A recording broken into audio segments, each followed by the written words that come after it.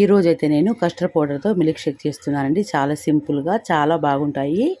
కొన్ని పిస్తా పప్పులు వేసాను, బాదం పప్పు, జీడిపప్పు, ఇలైచీలు 4 వేసానండి. మిక్సీ పట్టాను. కొంచెం బరకగానే మిక్సీ పట్టుకోవాలి. ఈలోపు నేను స్టవ్ వెలిగించి ప్యాన్ పెట్టాక ఒక 1/2 లీటర్ పాలు వేసానండి. కస్టర్డ్ పౌడర్ 2 స్పూన్లు వేసాను. ఎక్కడ ఉండలు లేకుండా కలుపుకోవాలి. కస్టర్డ్ పౌడర్తో చేస్తున్నాను కదండి మిల్క్ షేక్ అయితే చాలా చాలా బాగుంటుందండి. మన హెల్త్కి కూడా మంచిదే. పిల్లలు కూడా పాలు తాగరు కదండి. ఇలా చేసి ఇచ్చామంటే కమ్మగా తాగేస్తారండి. చాలా బాగుంటుంది, మీకు నచ్చేస్తుంది. ఫ్రెండ్స్, నా వీడియో నచ్చితే లైక్ చేయండి, షేర్ చేయండి. మరిన్ని వీడియోస్ కోసం నా ఛానల్ని సబ్స్క్రైబ్ చేసుకోండి.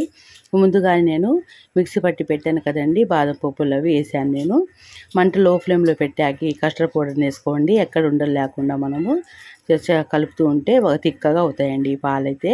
ఒక గిన్నెలో వేసుకొని ఫ్రిడ్జ్లో పెట్టుకున్నామనుకోండి, ఇలా గ్లాసులో వేసుకోవచ్చు. చల్లగా చాలా బాగుంటుంది, మీకు నచ్చేస్తుంది. చాలా సింపుల్గానే చేశానండి. చూడండి ఎంత బాగుందో.